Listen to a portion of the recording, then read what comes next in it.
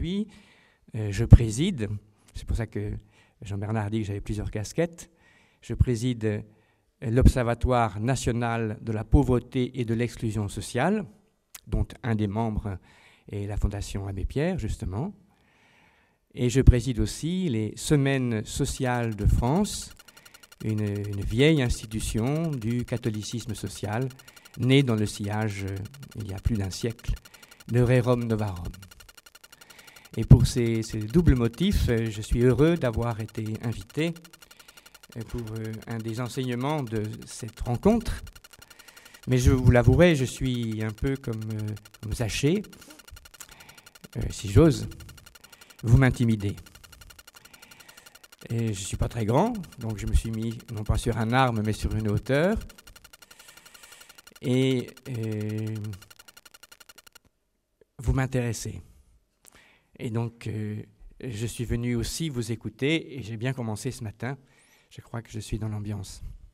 Mais j'espère aussi entrer dans un dialogue avec vous, et je ne sais pas si ce sera un dialogue, parce que je vais probablement occuper le temps de ma parole, mais je resterai là pendant une partie de la journée.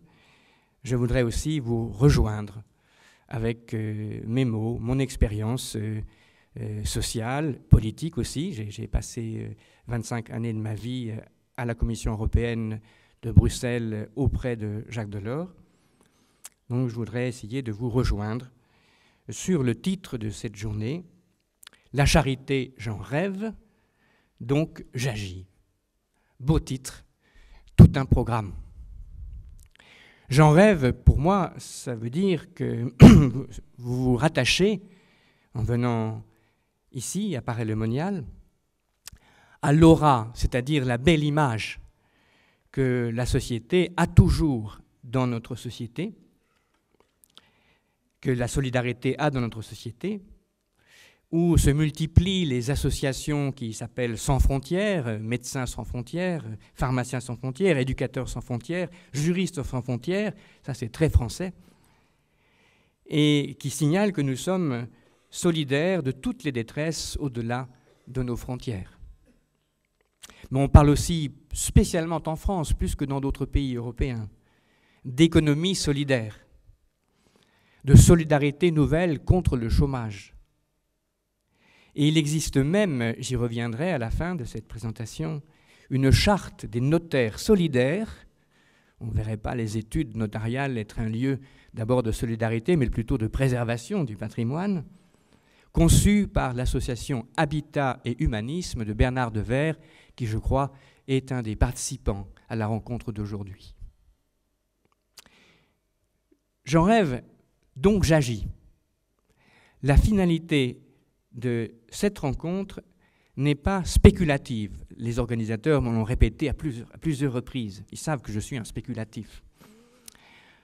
Cette rencontre renvoie à notre capacité, à notre volonté de nous remettre en question, de nous convertir, en discernant l'appel de Dieu dans nos vies, un appel qui passe par nos frères, comme le rappelait la vidéo de tout à l'heure. Votre rencontre se situe donc dans une tension, quelque chose qui unit des contraires. Une tension entre les horizons collectifs, publics, politiques, institutionnels, qu'évoque le terme de solidarité, comme par exemple de la notion de revenu de solidarité active, le RSA, sujet d'intenses débats dans notre pays. On est dans de l'institutionnel, de la solidarité organisée, mais aussi la solidarité évoque l'exigence d'un engagement personnel qui caractérise, si j'ai bien compris, la pédagogie même de votre parcours et de ce forum. Cette tension entre du collectif et du personnel est d'ailleurs inscrite dans le terme même de solidarité qui vient du mot solidum, et solidum, on voit bien, c'est du latin. Ça caractérise à la fois un corps physique, un corps naturel, une pierre, mais aussi une communauté qui est solide, qui se tient, qui ne se désagrège pas. Mais ça caractérise aussi la qualité des relations entre les membres du corps. Et là, évidemment, on n'en est pas loin de la foi chrétienne. Je souhaite m'inscrire dans cette tension entre du collectif et du personnel, tension qui est aussi dans notre cœur. Et je poserai 3 questions. Pourquoi user du terme de solidarité et ne pas tout simplement parler de charité? S'il s'agit en définitive d'agir personnellement, le moteur de cette action personnelle n'est-il pas d'abord l'amour? Et une fois qu'on a parlé d'amour, n'a-t-on pas tout dit? Pourquoi parler en plus de solidarité? Je poserai une seconde question. Les chrétiens sont-ils les initiateurs de la solidarité? En ont-ils le monopole? En sont-ils les fondateurs? Ou bien, une autre manière moins brutale de poser la question, pouvons-nous dire avec le pape Jean-Paul II que la solidarité est sans aucun doute une vertu chrétienne? Et je m'interrogerai, une 3e question, sur ce qu'apporte la solidarité, conçue comme vertu chrétienne, justement, aux questions qui se posent aujourd'hui dans notre société, dans un horizon collectif, institutionnel, politique, culturel, pour quelle serait cette contribution pour la promotion et surtout le maintien d'un esprit de solidarité parmi nos compatriotes. Et d'abord, pourquoi user du terme de solidarité et pas tout simplement parler de charité? Alors, la réponse que je vais expliciter, je vais détailler un peu davantage, consiste à dire oui, certes, fondamentalement, la charité éclaire toute la vie sociale et personnelle. Elle est au fondement de tout ce que l'Église va pouvoir dire en termes de doctrine sociale. Mais cette doctrine sociale s'articule en principes qui ont chacun leur valeur particulière et singulière, dont le principe de solidarité. D'abord, et donc de cette première question, c'est l'occasion pour moi d'introduire la question de la solidarité comme un principe fondamental de l'ensemble de la tradition sociale chrétienne depuis qu'elle est formulée dans des encycliques, c'est-à-dire depuis la fin du XIXe siècle. C'est tout le corpus de la doctrine sociale qui nous invite à considérer la spécificité du principe de solidarité. C'est l'un des 5 grands principes qui doivent inspirer ce qu'on pourrait appeler l'architecture. La société, c'est comme une cathédrale, du moins elle a vocation à le devenir. C'est donc l'un des 5 grands principes qui devrait inspirer l'architecture des relations sociales à l'intérieur de corps sociaux complexes que sont une nation, un groupe de nations, une famille de peuples. Autrement dit, c'est dans la tradition du magistère catholique que l'on voit signaler la dimension institutionnelle, sociale, au sens plein du terme, et pas seulement personnelle, de la solidarité. J'aurai l'occasion d'y revenir plus tard. L'historique de l'usage du mot de solidarité dans le vocabulaire de la doctrine sociale vient tard. Mais ce qui compte dans cette introduction, c'est la place du principe de solidarité au cœur de ce corpus de la doctrine sociale de l'Église, corpus que j'aime à résumer très simplement en disant qu'il est fondé sur d'abord le principe éminemment personnel de la dignité de toute personne, elle-même reflet, image de Dieu, et que corrélativement à ce principe de dignité, qui est éminemment personnel, qui situe chaque personne de manière singulière et unique, se déploie l'autre principe fondamental, celui du bien commun, dont l'objet est de réunir toutes les conditions qui sont nécessaires dans un groupe, une communauté, une famille, une école, une entreprise, pour que sa vocation selon sa dignité. Et il y a une réciprocité entre ces 2 grands principes, c'est que si le bien commun réunit les conditions collectives, publiques, sociales de l'épanouissement de chacun, ce en quoi consiste l'épanouissement de chacun pour la vie chrétienne, chacun étant un être de relation qui se construit, on l'a montré dans la vidéo, dans son rapport à autrui. La vocation de chacun, c'est de conspirer au bien d'autrui, donc au bien commun. Donc au fondement de l'architecture sociale, de la doctrine sociale de l'Église, il y a un écho très profond, une cohérence majeure entre la vocation de chacun et celle de la communauté, ce qu'on appelle la communion. Comme ce principe de bien commun est très global et très abstrait, sa mise en œuvre va reposer sur l'articulation de 4 autres principes qui vont préciser quelle est cette qualité de relation qui va permettre l'interaction entre la dignité de chacun et le bien commun. Et c'est là qu'on va trouver le principe de solidarité.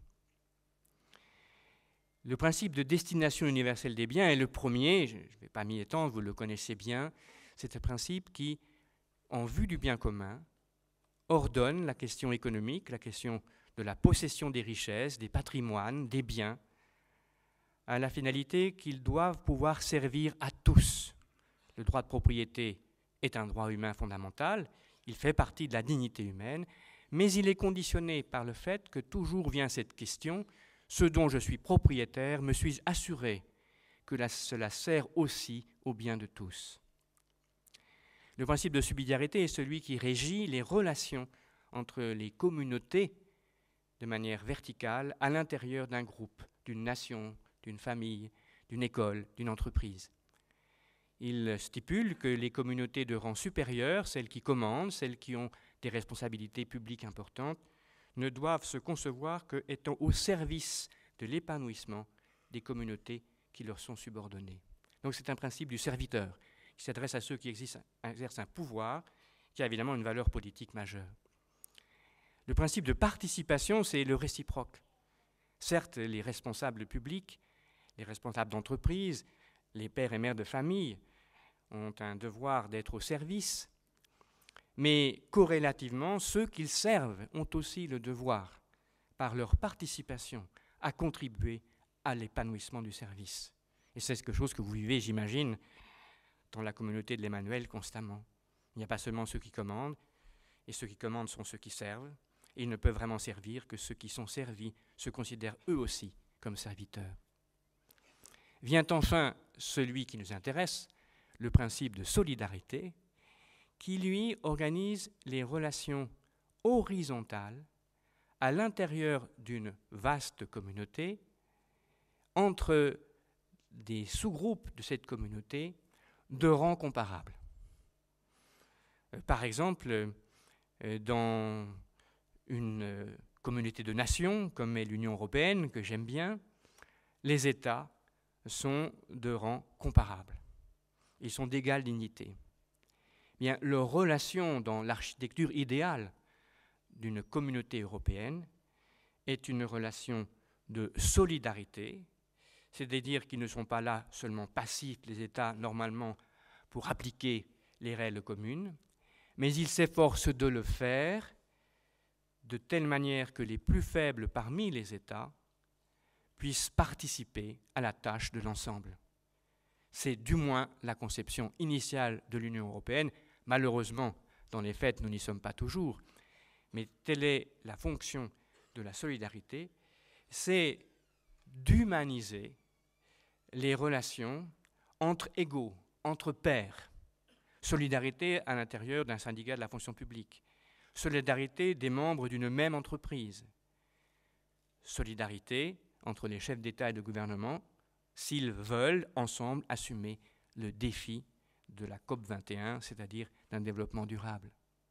Telle est du moins la visée que propose dans son architecture sociale la doctrine sociale de l'Église, d'établir un principe de mutuelle assistance entre ceux qui, étant égaux, n'auraient normalement pas la nécessité d'une autorité pour bien se comporter.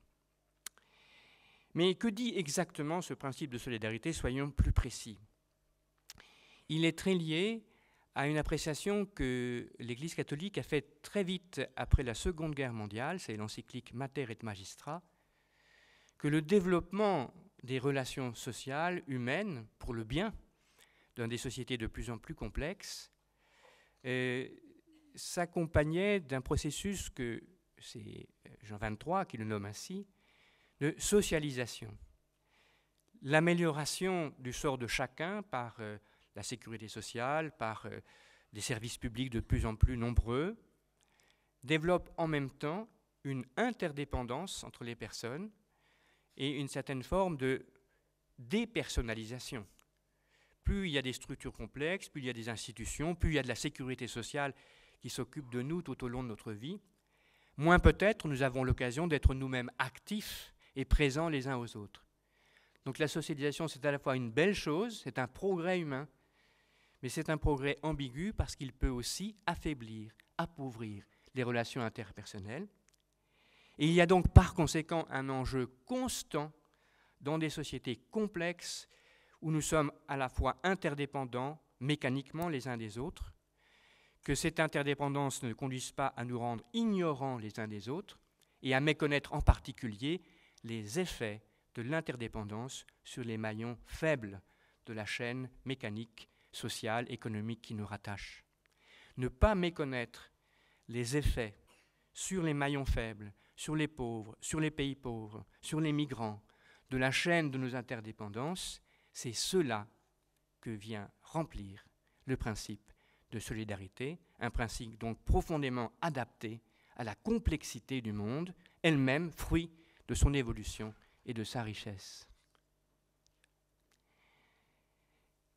Cette vision chrétienne, ce que je viens de dire, c'est ce qui se trouve dans le compendium de la doctrine sociale de l'Église, somme en quelque sorte théologique de la réflexion sociale chrétienne depuis plus d'un siècle, est particulièrement riche sous deux aspects. L'aspect géographique, international, mondial, qu'il recèle.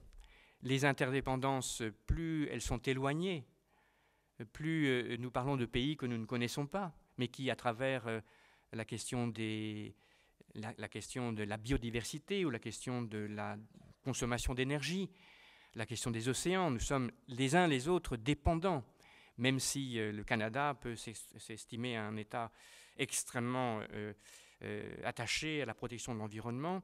En réalité, sa trace environnementale, c'est-à-dire les conséquences des prélèvements qu'il fait, par exemple dans la région des Grands Lacs, en exploitant à fond un certain nombre de richesses de matières premières, sans beaucoup d'égard pour les implications sociales et politiques de cette extraction, eh bien le Canada néglige sa responsabilité au titre de la solidarité. Je pourrais citer d'autres pays comme par exemple le Japon en train d'épuiser la ressource naturelle de la baleine ou de conduire à la destruction des forêts tropicales simplement pour reconstruire les baguettes pour le riz.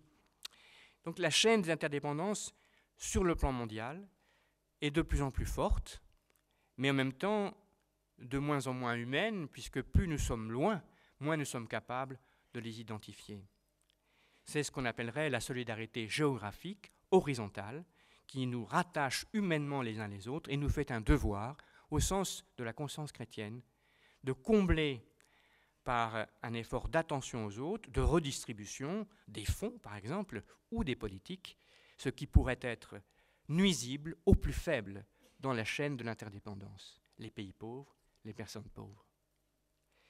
Mais il y a plus. Dans la vision chrétienne de l'interdépendance, il n'y a pas que l'interdépendance instantanée à un moment T, actuel, mais il y a l'interdépendance entre les générations. La solidarité comme principe de reconnaissance par les hommes et les femmes de notre temps, de la dette qu'ils ont à l'égard de la société dans laquelle ils sont insérés, qu'ils ont aussi à l'égard des générations futures. La solidarité chrétienne, là je cite le compendium de la doctrine sociale de l'Église, est un concept intergénérationnel qui pose que nous ne venons pas de nulle part, mais que nous nous recevons des sociétés qui nous ont précédés, et que de la même façon, nous allons transmettre aux sociétés qui nous succèdent un monde vivable ou pas. Ainsi est souligné l'aspect qu'on appelle transcendant, c'est-à-dire se recevoir d'un autre, ne pas penser que le monde commence par nous, qu'il n'y avait rien avant et qu'il n'y aura peut-être rien après. Et en même temps, la dimension interhistorique de la solidarité. Quel lien entre ce beau principe, je pense présenter de manière un peu abstraite, mais je voulais le situer dans la richesse, la complétude de la doctrine sociale de l'Église, quel lien entre ce principe d'architecture sociale et les vertus morales, c'est-à-dire ce qui vous intéresse, ce qui vous fait vivre, ce qui vous fait dire « donc j'agis ». Les vertus morales, c'est ce qui nous habite. Ce sont ces appels que nous avons chantés tout à l'heure, à faire vivre l'esprit en nous et à nous bouleverser. La doctrine sociale de l'Église n'est pas qu'une addition de principes. Elle est, à cause de cette très forte articulation entre la dignité de chacun et le bien commun, une vision globale entre des vertus sociales, on va appeler les principes que j'ai décrits sont en quelque sorte des vertus que devraient suivre les architectures sociales et politiques, mais elles sont liées, ces vertus sociales, à des vertus morales, c'est-à-dire des comportements et des attitudes éthiques qui sont à la portée de chacun d'entre nous. Mieux, si ces vertus morales ne sont pas d'application, s'il n'y a pas au commencement d'une architecture sociale un changement du cœur de quelques personnes, pas nécessairement de tous, l'architecture sociale a peu de chances d'aboutir. Ces valeurs sociales qui sont en même temps des valeurs morales, la doctrine sociale de l'Église les expose également très clairement, vous les connaissez, ce sont l'esprit de vérité, nous l'avons chanté, la liberté, celle de donner librement sa vie, c'est la conscience profonde, inaliénable de chacun, c'est l'esprit de justice, on voit à quel point il peut animer la question de la solidarité, mais c'est par-dessus tout la charité, ce que l'Église catholique nomme la voie de la charité, ou encore Jean-Paul II, la civilisation de l'amour. Les valeurs de vérité, de liberté, de justice et d'amour ne sont pas placées sur le même plan. Pour que la valeur de vérité, de liberté et de justice puisse effectivement irriguer tant nos comportements que l'architecture sociale, il faut quelque part qu'il soit inspiré par l'amour. Oui, nous sommes attachés à la justice, mais pour aller jusqu'au bout de ce que la justice recommande, y compris à travers l'application des principes de solidarité, il faut que nous soyons habités par l'amour. Et j'aurai l'occasion d'expliquer que justement peut-être ce qui manque aujourd'hui, c'est que nous sommes riches d'institutions de solidarité, et il ne faut surtout pas rejeter cet héritage, mais qu'elles ne sont peut-être pas assez habitées par l'amour. Ce qui veut dire que, s'agissant du principe de solidarité, il s'agit bien d'un principe d'organisation sociale, et on a raison de le distinguer de la charité elle-même, mais sa mise en œuvre en termes de déclenchement pratique, c'est comme dans une réaction chimique, pour que des éléments chimiques puissent produire ensemble quelque chose de nouveau, il faut des catalyseurs. L'amour et avec lui la vérité, la liberté, la justice sont les catalyseurs pour que s'appliquent et se développent les principes de l'architecture sociale qui conduit au bien commun et en particulier celui d'une interdépendance humanisée qu'on appelle principe de solidarité. Je pourrais prendre des exemples, mais je sens que je vais dépasser mon temps. Je vois qu'on ne m'a pas encore levé mon panneau. On pourrait appliquer ce que je viens de dire à la compréhension de problèmes difficiles, comme par exemple, puisque Bernard Devers est dans cette salle, la question du logement social, de la crise du logement en France, que souligne abondamment la Fondation Abbé Pierre, qui dit que 3 millions de personnes sont en France aujourd'hui mal logées, alors que nous sommes un pays qui a des capacités considérables. Et on verrait, en allant élucider de plus près cette raison, dans les motivations de cette persistance de la crise du logement, particulièrement pour les jeunes et les jeunes ménages dans des régions comme Île-de-France ou Rhône-Alpes, que la source de cette crise se trouve dans le fait que l'esprit de justice, et donc l'esprit d'amour, n'anime pas assez les lois, pourtant nombreuses, notamment la loi Dallot, qui sont là pour prévenir l'existence du mal-logement. Seconde question, les chrétiens sont-ils les initiateurs du principe de solidarité? Réponse très claire, non. Non, mais la manière dont ils se sont engagés sur la question du principe de solidarité a apporté quelque chose à l'acquis de l'humain, de l'humanité, de nos sociétés. C'est un point important pour mon exposé, de vous inviter à partager ce constat que même en dehors de la conviction chrétienne, en dehors de nos églises, nos sociétés produisent du bon, et même du bon qui parfois nous précède, qui même sur le moment peut nous surprendre et même solliciter, susciter notre opposition.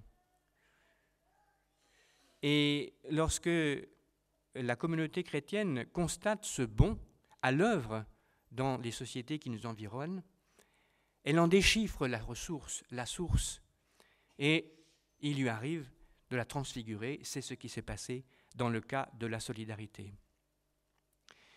Sur un plan chronologique, la solidarité fait partie du vocabulaire des sociétés modernes, mais elle apparaît en Europe essentiellement dans la seconde moitié du XIXe siècle, lorsque les grandes nations industrielles prennent conscience des risques graves d'affrontement social en germe derrière le développement de la mécanisation, en germe derrière la constitution d'une classe ouvrière déracinée, pauvre, très pauvre, misérable, arrachée aux campagnes, et qui a fait justement l'objet de ce cri d'alarme, Rerum Novarum, la première des grandes encycliques sociales.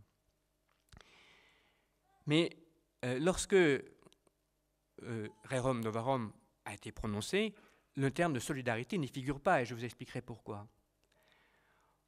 En revanche, en France, c'est le moment de la Troisième République, c'est la question de la solidarité qui est la plus brûlante dans les débats politiques.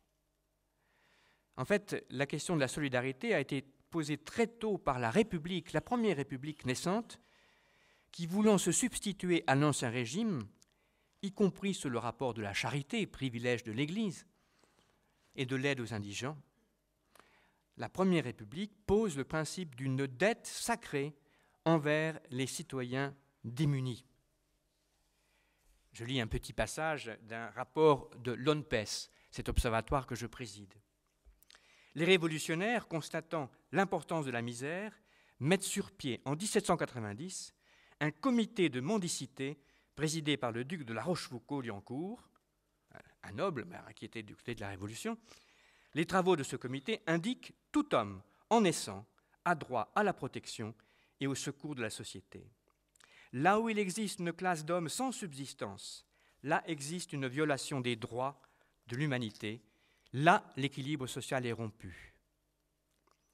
Les secours publics, ça c'est dans une déclaration de droits de l'homme et du citoyen de 1793, les secours publics sont une dette sacrée, la société doit la subsistance aux citoyens malheureux, soit en leur assurant un travail, soit en assurant des moyens d'exister à ceux qui sont hors d'état de travailler.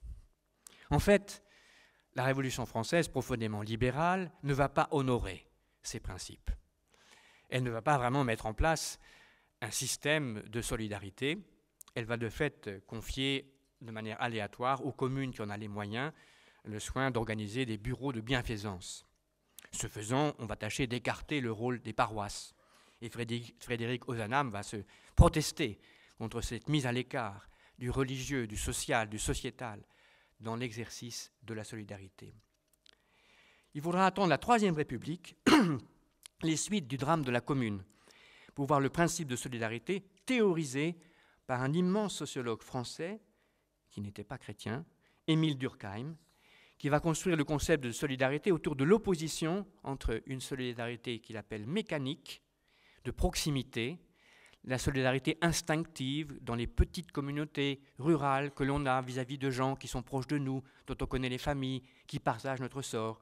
Donc, ils sont des nôtres et nous sommes des leurs, et donc on va être solidaires. Solidarité mécanique, instinctive.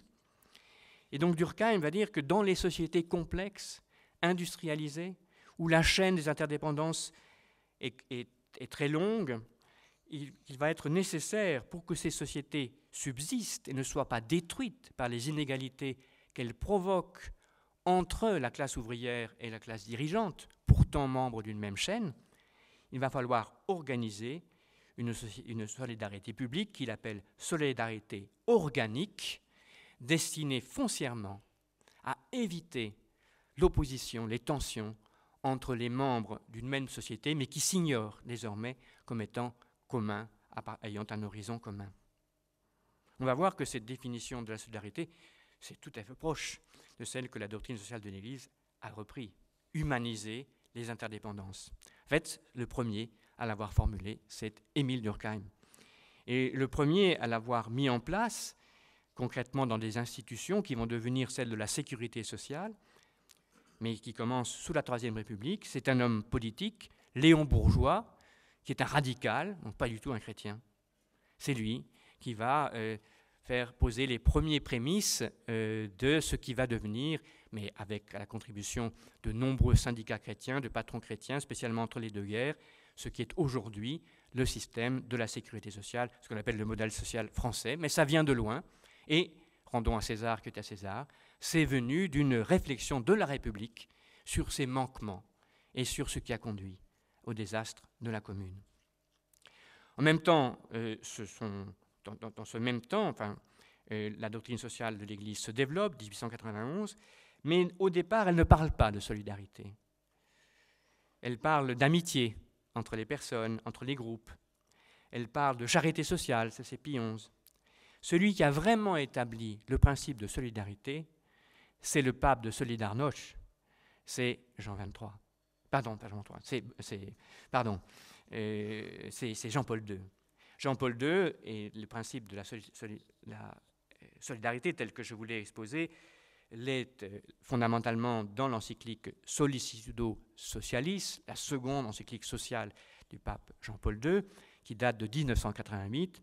Après de nombreux voyages dans le monde, et Dieu sait qu'il en a fait, ce pape Jean-Paul II, qu'il a été aux confins de la terre, et particulièrement dans les pays pauvres, il prend conscience de l'absence de solidarité entre les peuples, de cette confrontation entre l'Est et l'Ouest au détriment des peuples pauvres, et notamment de son propre peuple, et il pose la question du principe de la solidarité comme principe d'organisation de la relation entre les peuples. Et il va plus loin. La solidarité nous aide à voir l'autre, personne, peuple ou nation, non comme un instrument quelconque dont on exploite à peu de frais la capacité de travail, quitte à l'abandonner quand il ne sert plus, mais comme notre semblable, comme une aide, et Jean-Paul II cite Genèse 18, une aide que l'on doit faire participer au banquet de la vie, auquel tous les hommes sont également invités par Dieu. Aussi bien le pape de Solidarność va-t-il hisser la solidarité à la profondeur de la charité lorsqu'il écrit dans cette même encyclique Sollicitudo Rei Socialis, à la lumière de la foi, la solidarité tend à se dépasser elle-même, à prendre les dimensions spécifiquement chrétiennes de la gratuité totale, du pardon et de la réconciliation. Le prochain n'est pas seulement un être humain avec des droits, il est notre frère en Jésus-Christ ressuscité.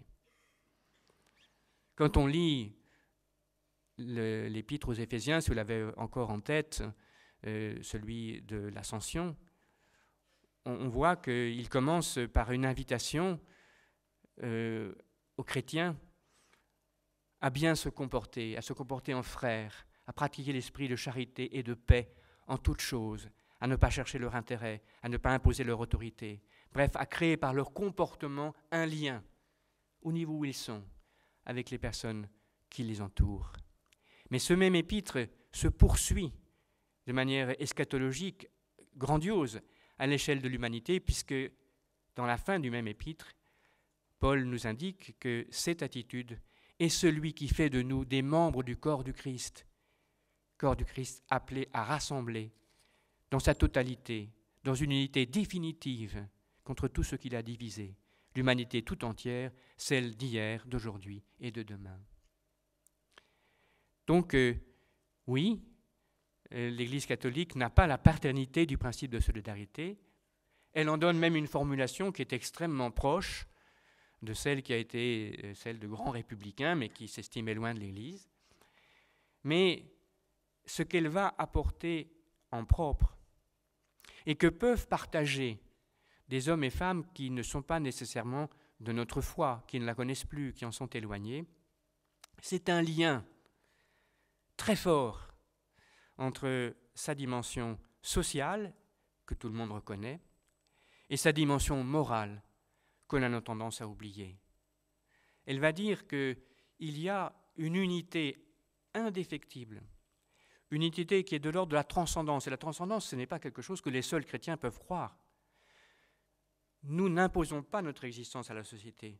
C'est de la société que nous recevons les droits qui nous font vivre. Quand je dis ça, je ne dis pas quelque chose qui est uniquement chrétien, mais je dis quelque chose qui s'oppose à une vision profondément individualiste de la société qui ne serait composée que de monades, que d'individus, qui ne se doivent rien, mais qui peuvent tout exiger en termes de droits, sans en exprimer la réciprocité en termes de responsabilité. Je fais allusion à des débats récents que vous connaissez bien. Dans le débat public, même sans exiger le fait d'appartenir à la foi chrétienne, nous pouvons nous porter fort d'une conception de la solidarité qui montre la source de la persistance, de la permanence, de la durée des constructions sociales qui, à un moment donné, dans des circonstances souvent critiques, j'ai évoqué la Commune, mais je pourrais évoquer les suites de la Seconde Guerre mondiale qui ont donné lieu un peu partout en Europe à la construction des régimes de solidarité universelle. À un moment donné, la conscience sociale s'est hissée à la hauteur de l'appartenance à un corps. Elle est devenue une communion sociale, mais ce sont des moments très brefs, même chose pour l'Europe. Et puis avec le temps, ceci se désagrège, et la mémoire de ce qui nous a réunis peut être portée légitimement par les chrétiens. J'en viens donc à la troisième question, et je me tourne vers celui qui derrière moi veille au temps. Non, il est devant moi. J'ai encore un peu de temps ? Oui, j'ai encore un peu de temps. Qu'apporte donc la vision chrétienne aux questions que pose aujourd'hui l'application du principe de solidarité dans nos sociétés? Bien, j'ai un peu fait allusion. D'abord, je pense que comme en tant que catholique, j'ai personnellement d'abord envie de prendre acte de tout cet effort de la conscience humaine, chrétienne ou pas, certainement inspirée par la foi, qui a porté jusqu'à nous les constructions organiques, institutionnelles de la solidarité à un très très haut niveau. Et toujours en tant que croyant, je suis triste de voir que le souffle qui avait été à l'origine de ces créations s'épuise, que le courage de les maintenir, de maintenir des ressources suffisantes ou de continuer de s'astreindre à des obligations qui expriment notre solidarité institutionnelle, internationale, que tout cela est profondément en danger aujourd'hui de se rompre. Peut-être une caractéristique de notre époque, c'est ce contraste entre des besoins nouveaux de solidarité organique, institutionnelle, quand on parle du nouveau développement entre les peuples, quand on parle des menaces de l'environnement, du développement durable. Ce sont des horizons mondiaux. Quand on parle de la question des migrants, de ces réfugiés qui traversent la Méditerranée pour souvent y périr, on pose manifestement la question de l'insuffisance de l'application du principe de subsidiarité, d'humanisation des interdépendances à l'échelle du monde. Nous avons besoin, autant que nos prédécesseurs, que ce principe de subsidiarité vive, et pourtant, là où il a conduit à des réalisations, notamment en Europe, il s'épuise. Il s'épuise lorsque, justement, je constate que les systèmes nationaux de protection sociale, et par exemple le nôtre, fait l'objet de critiques de plus en plus aiguës. La réticence à contribuer par des cotisations sociales au système de retraite ou au système d'allocation familiale est mise souvent en question. Mais je pourrais dire aussi que pour une institution que j'aime beaucoup, l'Europe, qui est fondée fondamentalement sur un principe de solidarité, les nations sont solidaires d'un bien qu'elles construisent ensemble. Vis-à-vis de l'Europe, la défiance n'a jamais été aussi grande. Et revenons à cet exemple des migrants de la Méditerranée, dont on parle à juste titre beaucoup aujourd'hui, et qui me touche parce que j'ai reçu à ce sujet justement une mission de Bernard Cazeneuve. Je vois qu'il y a un double démenti du principe de subsidiarité sous nos yeux, du principe de solidarité, pardon. D'abord, lorsque beaucoup de Français interrogés dans des sondages disent à 65%, je crois, que valent les sondages, enfin, ils disent quand même à 65% que l'aggravation des noyades en Méditerranée, l'augmentation du flux de ceux qui fuient différents chaos, notamment libyens, syriens, irakiens, érythréens, soudanais, pour prendre ceux qui aujourd'hui nous touchent plus particulièrement, ne devrait pas conduire à ce que notre pays accueille davantage de réfugiés. Je me dis que quelque part, le cœur même du principe de solidarité s'essouffle. Lorsque j'entends aussi que pendant la campagne des présidentielles de 2012, on a pas mal non seulement mis en question le principe de solidarité, en particulier l'assistance à ceux qui sont sans travail, en chômage de longue durée, ce qu'on appelle le revenu de solidarité active. Ceci a été mis en question, ce qui est normal. Il faut toujours questionner l'efficacité des systèmes institutionnels de protection sociale. Mais on a fait plus que ça. On a dit que ceux qui bénéficiaient de ces protections en abusaient, qu'ils trichaient, qu'ils n'en étaient pas dignes. On a posé un jugement fort sur une situation complexe et au fond, on a remis en cause cette présomption positive qui est derrière le principe de subsidiarité, que vis-à-vis de celui qui est vraiment faible, et les chômeurs de longue durée, ô combien le sont-ils, je suis d'abord en situation de l'écouter et de l'aider. On peut peut-être être plus efficace, mais il est difficile de se montrer solidaire si, a priori, on porte un jugement aussi négatif sur ceux qui reçoivent le RSA activité, lorsqu'on connaît le revenu dont ils vivent. Rien n'est donc acquis. Tout se passe comme si, spontanément, les acquis du principe de solidarité en tant que principe de perfectionnement de la vie sociale s'essoufflaient continuellement, comme si c'était quelque chose d'inévitable. Et j'essayais de réfléchir aux raisons de cet essoufflement dans les sociétés riches, dans les sociétés développées, en Europe et chez nous, du principe de solidarité. Et je vois plusieurs raisons qui se comprennent. Plus nous sommes différents les uns des autres, plus notre société est hétérogène, et Dieu sait qu'elle l'est aujourd'hui. Elle n'est plus hétérogène, ne serait-ce que par la diversité des coutumes, des cultures, des religions, en France en particulier. Plus la confiance mutuelle s'érode, plus la disponibilité à voir les systèmes et mécanismes de solidarité s'appliquer à tous. La possibilité de critiques très vives contre les personnes aidées, entre guillemets, assistées, la critique de l'assistance comme une forme de mise à l'écart délibérée de ceux qui ne mériteraient pas d'être considérés par la générosité sociale, conduit aussi à mettre en cause les institutions de la solidarité elles-mêmes. Puisque ces institutions semblent donner de l'aide à des gens qui ne le méritent pas, faut-il continuer d'avoir confiance dans les institutions elles-mêmes et ne doit-on pas, beaucoup plus systématiquement en matière de retraite, en matière de santé, développer des systèmes parallèles, des systèmes qu'on appelle des systèmes de mutualisation qui au moins nous assurent que nos cotisations sont proportionnelles aux risques que nous courons, ce qui va exactement à l'inverse du principe de solidarité qui consiste à aider chacun indépendamment du risque qu'il constitue.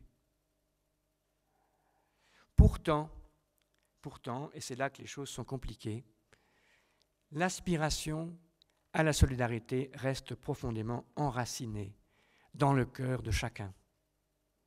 Voyez le succès des restaurants du cœur. Voyez le fait que la générosité des Français ne se défend absolument pas, alors que pourtant les temps sont difficiles. Ce qui se passe dans le cœur de nos compatriotes est complexe. Ils continuent de rêver à la solidarité, comme vous-même vous en rêvez.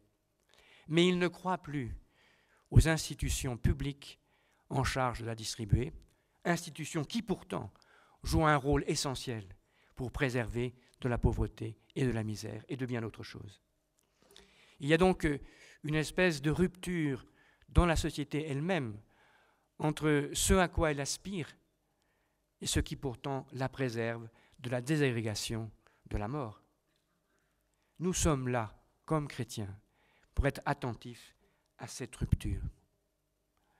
Attentifs à cette rupture, et j'en terminerai par là, à ne pas y consentir, à ne pas vouloir opposer solidarité publique, solidarité institutionnelle, organique, inscrite dans des lois, dans des traités, notamment le traité de l'Union européenne, et solidarité du cœur, solidarité chaleureuse, solidarité interpersonnelle, celle à laquelle la Fondation d'Abbé Pierre faisait allusion dans le petit film qui nous a été passé.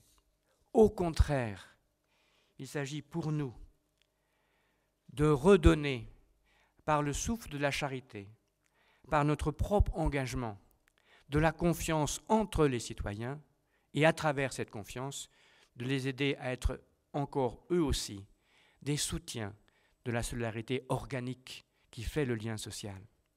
Ce que je dis là me semble être au cœur de la vitalité de la doctrine sociale de l'Église, de sa capacité à rattacher vertu morale et vertu sociale, à ne jamais simplement se contenter de l'engagement personnel, mais d'en faire un outil, un tremplin vers une humanisation, j'allais dire une christianisation de la société tout entière. J'agis, donc je nourris le rêve. Vous disiez, je rêve, donc j'agis. Admettons que nos compatriotes continuent d'être animés par l'espoir du rêve d'une société solidaire. On dit, les Français, je le dis comme statisticien, économiste, observateur de la réalité sociale, on dit qu'ils sont des solidaristes soupçonneux. Solidaristes parce qu'ils sont beaucoup plus que la plupart des autres Européens enclins à dire que la misère sociale, la souffrance sociale, le chômage de longue durée, le mal-logement, ça doit être traité par l'État. Il faut que l'État s'en mêle. Ils sont les plus nombreux à dire que ce n'est pas une chose qui relève seulement de la charité interpersonnelle. Mais en même temps, ils sont soupçonneux. C'est les mêmes. Ils sont solidaristes, mais soupçonneux. C'est-à-dire que quand il s'agit de l'État, donc leur argent, ils se disent qu'ils risquent d'être mal employés. Ils savent que l'État français est généreux. Nous sommes en effet parmi les États européens celui qui redistribue le plus. La Suède fait un peu plus et encore. Et donc dans cette redistribution importante, mal tolérée en période de restrictions budgétaires et d'endettement, on a le sentiment qu'il y en a qui trichent, il y en a qui ne font pas bien. Mais ce sont les mêmes Français qui à la fois rêvent d'une société solidaire, s'engagent dans les restos du cœur, font ce qu'ils peuvent, même quand ils sont pauvres, et qui en même temps prennent leur distance et donc affaiblissent les politiques publiques qui pourraient renouveler les institutions de la solidarité. Et je vois donc trois qualités particulières à l'engagement des chrétiens pour reconstituer, renourrir le lien social à partir de leurs soucis, de leurs vertus morales, d'amour et de justice dans des actes de solidarité. La solidarité vécue par les chrétiens, et vous en verrez de multiples exemples dans les ateliers qui vous seront proposés, et demain encore, doit et peut avoir, par rapport aux défaillances de la solidarité institutionnelle, qu'il s'agit d'aimer, qu'il s'agit de combler, trois vertus. D'abord, une vertu de créativité. C'est incroyable ce que le regard de l'amour a permis à des inventeurs de solidarité nouvelle de mettre sur pied, prenez l'Arche, Prenez les solidarités nouvelles contre le chômage. Prenez aux captifs la libération, et je pourrais prendre la liste de ceux qui vont animer des ateliers. Prenez économie et humanisme, mais j'y reviendrai. Dans des défaillances du système institutionnel, la créativité du cœur a trouvé des solutions nouvelles. La charité est inventive. Elle ne répète pas ce qui n'a pas marché, mais parce qu'elle est à l'écoute de l'autre, qu'elle comprend l'autre et que se laisse transformer par lui. Elle est transformatrice de nouveaux liens sociaux. J'aime à dire que la charité est inventive et créative. La première vertu des initiatives des catholiques et des chrétiens en France pour servir la solidarité institutionnelle, c'est de donner à voir des exemples nouveaux par lesquels elle pourrait se renouveler. Vous avez entendu parler de Diaconia 2013, certains d'entre vous y ont été. Diaconia 2013, c'est l'idée vécue par beaucoup d'associations catholiques que la participation des pauvres eux-mêmes à l'action qui est censée les aider, en fait, nous transforme et nous aide à découvrir notre vulnérabilité et à nous faire de même coup beaucoup plus aptes à servir et à grandir. Donc, créativité d'abord. Ensuite, esprit de coopération. Une des raisons qui fait que la solidarité institutionnelle en France et ailleurs s'affaiblit, c'est qu'elle a, en vieillissant, elle s'est cristallisée dans une multitude de chapelles qui s'ignorent.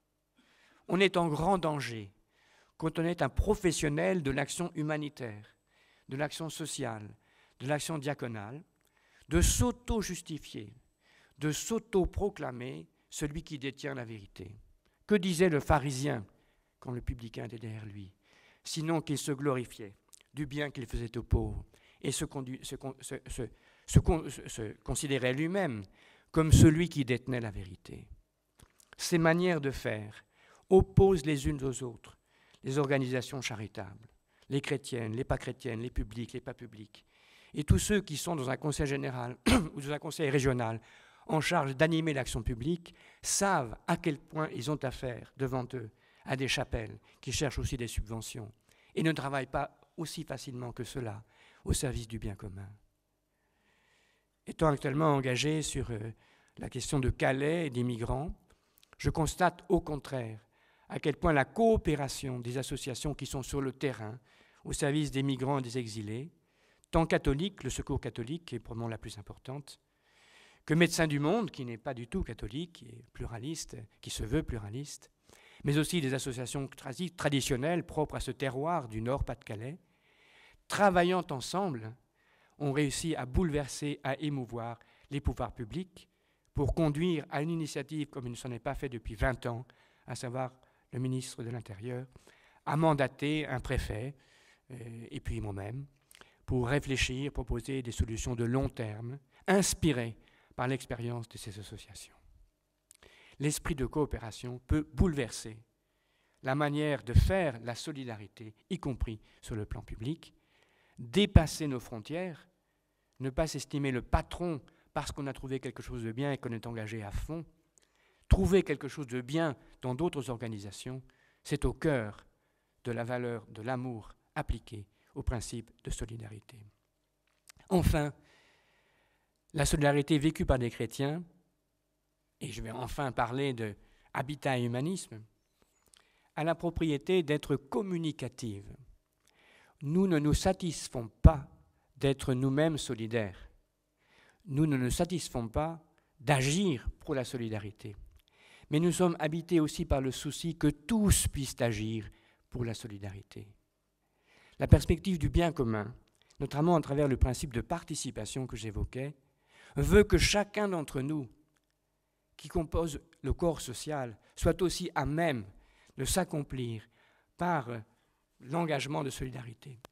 Et j'aime aussi, à ce stade, et je prends toujours comme exemple, cette charte des notaires solidaires, dont l'initiative vient de Habitat et Humanisme, et qui a pour but de faire prendre conscience aux notaires qu'il pourrait être autre chose qu'un lieu de protection du patrimoine, ça ils doivent le faire, de ceux et celles qui viennent les consulter dans les moments difficiles, mais qu'ils peuvent aussi, en appliquant les principes de la solidarité, ouvrir les yeux sur toute la potentialité que chacune et chacun, au moment où il réalise ce que pourrait être son patrimoine, ce qu'il va céder, ce qu'il va recevoir, comment ce patrimoine pourrait effectivement être rendu fructueux, être rendu vivant, par exemple en investissant dans des systèmes de propriété ou de location qui contribuent à réduire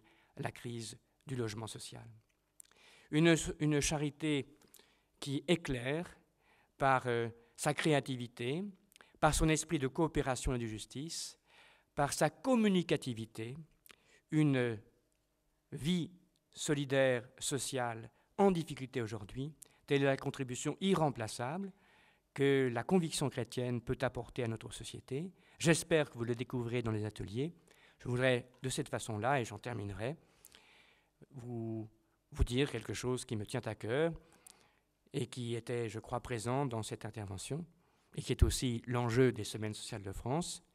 Les religions, notre religion, sont pour notre société, aujourd'hui, et particulièrement sur le thème de la solidarité et du vivre ensemble, une ressource pour voir, imaginer le monde autrement. Ce sera le thème de la prochaine session des Semaines sociales, les 2, 3, 4 octobre. Je me fais un petit peu publicité, à laquelle, évidemment, je vous invite cordialement. Je vous remercie de votre attention.